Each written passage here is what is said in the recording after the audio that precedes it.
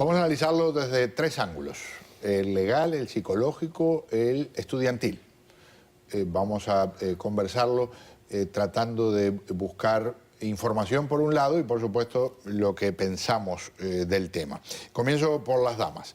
Le digo muchísimas gracias a la psicóloga clínica Varinia Cabrera, muy amable por acompañarme. Es un placer estar aquí, Pedro. Un gusto. Estefanía Rauseo es estudiante universitaria aquí en el sur de la Florida. Bienvenida, Estefanía, gracias por estar aquí. En un instante vamos a establecer ese contacto con Estefanía. El abogado Nelson Rodríguez Varela me acompaña. Un gusto tenerlo acá, señor. Un placer, Pedro, gracias. Y empiezo por el lado legal, porque una cosa es lo legal y otra lo que uno siente.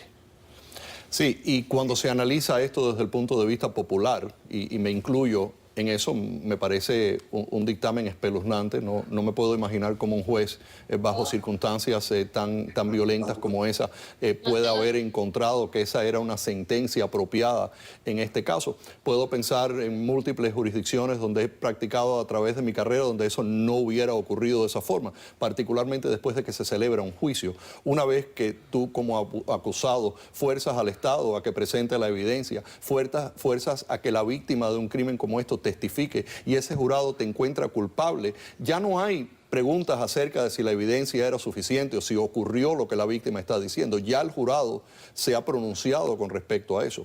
Una vez que eso sucede, muy poco puedes hacer para que el juez no te imponga una sentencia severa de la misma manera en la cual el crimen fue un crimen extremadamente severa. Lo que sucede en un caso como esto, y hay que verlo también de la otra parte, porque es la parte legal de lo que ocurrió, es que este muchacho, cuando fue a juicio, no fue a juicio por los mismos cargos que se le habían imputado inicialmente, sino los cargos los bajaron un poco en términos de severidad, y fue lo que el jurado tuvo que considerar con respecto a la culpabilidad del acusado, encontrándolo culpable de esos cargos que fueron unos cargos reducidos a lo que la policía lo había acusado inicialmente. Bien o mal, la fiscalía tiene que tomar una determinación de lo que puede probar y lo que no puede probar. Fueron 3 acusaciones de agresión sexual. Exacto. Entonces, esos cargos, cuando te encuentran culpable, no conllevan la misma severidad en la sentencia que llevaban los cargos originales. Y entonces, además, California, siendo uno de los estados más liberales que hay en la nación, donde muchos de los dictámenes son dictámenes que son difíciles de entender en términos de lo que sería correcto en un caso como este, tiene una discreción tremenda en términos de la sentencia que puede imponer. Puede escuchar no solamente de la víctima, que puede leer la carta que leyó, pero tiene también la habilidad de escuchar de los abogados que pueden presentar evidencia mitigante que puede demostrar que a lo mejor la sentencia no debía de ser una sentencia tan severa. La fiscalía hace lo mismo y al final el juez determina. Pero esa discreción tan amplia que tiene el juez para sentenciar lo pone en un panorama legal donde puede sentenciar de esta forma, puede imponer una sentencia más severa o menos severa de los que marcan las pautas de sentencia en el estado de California. Legal, pero espeluznante. Legal, pero no popular. Yo diría que no es una sentencia ilegal por parte del juez. La fiscalía apelaría a esa sentencia y tendría la habilidad de hacerlo, demostrando un abuso de discreción por parte del juez. Yo no creo que es una sentencia apropiada, pero tampoco es una sentencia ilegal. El ángulo estudiantil, ahora sí vamos a escuchar a Estefanía.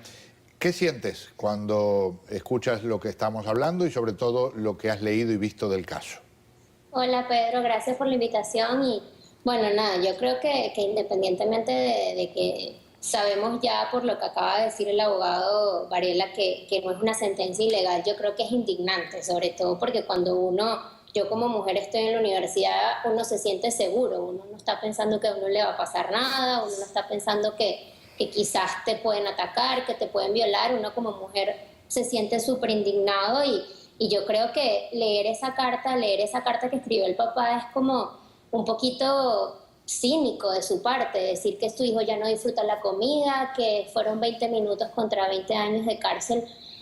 Yo creo que es como una burla y una falta de respeto no solo hacia esa muchacha, sino hacia todas las mujeres o estudiantiles o hasta cualquier mujer. O sea, yo creo que eso no está bien y asusta saber que esa sentencia no es ilegal. Vuelvo contigo en un instante, Estefanía. Doctora, arrancarse el cuerpo como si fuera ropa. llévenos a lo que plantea una víctima de violación en este caso, porque podrá ir 6 meses, podrá ir 6 años, podrá ir 14 años preso este señor. Esta dama carga con eso hasta el último día de su vida. Sí, definitivamente las víctimas de violación sufren un trauma psicológico, emocional y físico también, primero. Ella está dando síntomas y yo leí toda la carta, estuve leyendo en la tarde, y ella habla de lo que se llamaría un estrés postraumático, que donde tiene esas sensaciones en el cuerpo. Ella no quiere su cuerpo porque su cuerpo fue ultrajado, vejado, y ella pues siente, ella no quisiera tener eso. Fueron unas circunstancias donde ella, no se sabe exactamente qué pasó, pudiera ser que le hubieran puesto algo en la bebida o que ella sin darse cuenta tomó demasiado, pero independientemente de eso, no es para que nadie le tome ventaja de esa situación, ¿verdad? Siempre hablamos de ten cuidado cuando salgas, lo que hagas, o es como yo siempre hablo de tu cartera, tú dejas tu cartera en una mesa olvidada, yo creo que nadie tiene derecho a tomarla, especialmente si tiene tus documentos. O sea, ¿verdad? Es un descuido y tú la puedes tomar en cualquier lado y todo el mundo sabe que eso es un robo, ¿verdad? Pero cuando es violación, si la mujer, yo vi que el abogado le estaba preguntando cómo se vestía, qué fue lo que fue a hacer, ¿verdad? Y totalmente, o sea, tratando de inculpar a la que es la víctima en este caso. Vuelvo contigo, Estefanía, precisamente para ese detalle. ¿Qué piensas cuando escuchas decir, bueno, ella se lo buscó, bueno, ella se emborrachó? Bueno, y no estoy hablando solo de este caso, hay múltiples ejemplos a lo largo de la historia reciente de circunstancias en que, pero ¿y con esa minifalda qué esperaba? ¿Qué piensas? No, yo creo que eso es una excusa y eso, vuelvo y repito, me parece una falta de respeto y es una burla, porque independientemente, creo que hasta me parece peor que un hombre se atreva a abusar de una mujer simplemente porque está tomada. Creo que es 3000 veces peor, y yo no creo que una mujer se viste de una manera buscando que te ataquen, buscando que te abusen, buscando que te falten el respeto. Más bien considero que una mujer siempre trata de ser coqueta, de ser femenina, pero siempre uno trata de mantener su línea, su respeto, y me parece totalmente desajustado de parte del abogado haber tratado de expresar eso, y no estoy de acuerdo en lo absoluto, no estoy para nada de acuerdo. Yo creo que si un hombre deja su carro parqueado, prendido, con la llave puesta, y alguien viene y se sienta, se van a sentir sumamente ofendidos.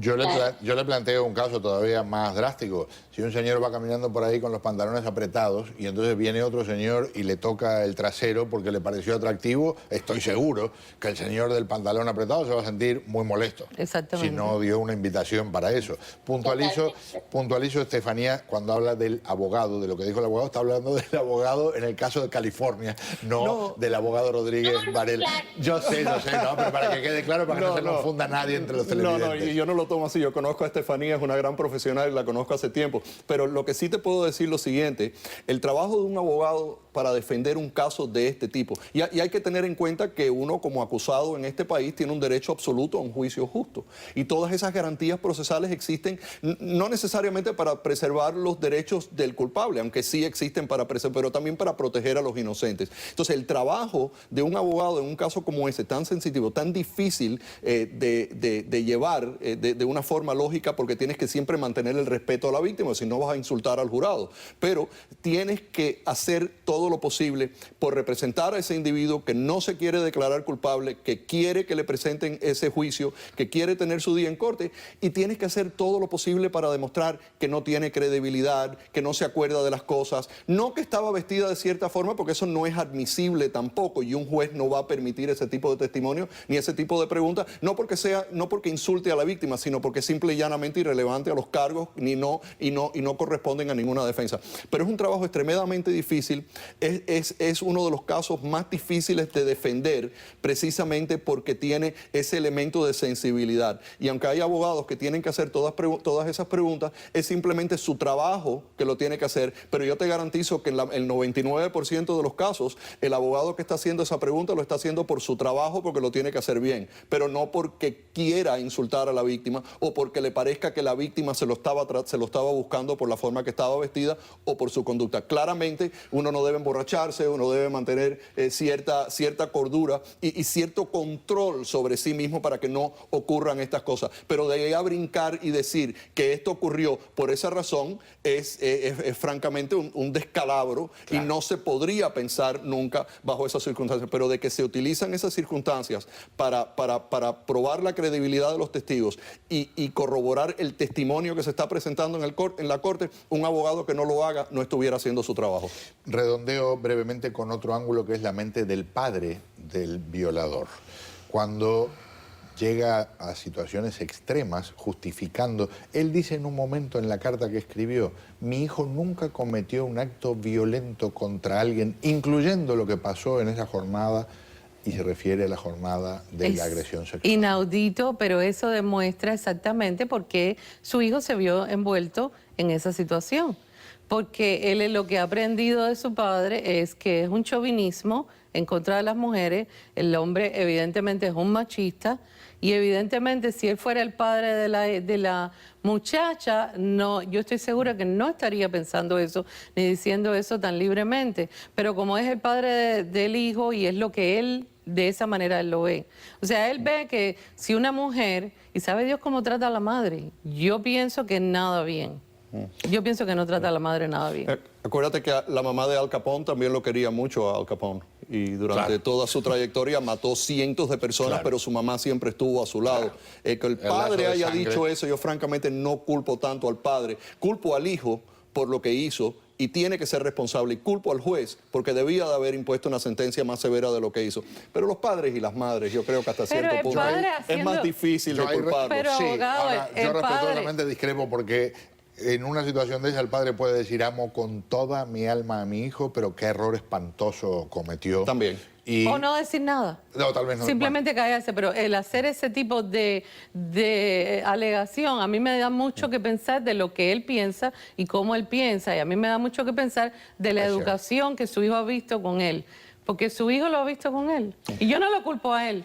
Pero de alguna manera sí lo responsabilizo por lo que él tiene que sentirse responsable por lo que el hijo es de esa manera. Me persigue el reloj. Les agradezco de corazón porque es un tema fascinante. Podríamos conversar mucho más. Exactamente. Y de corazón, muchísimas gracias, doctora, abogado, un placer. Estefanía, muchísimas gracias. Gracias. Cerramos este capítulo.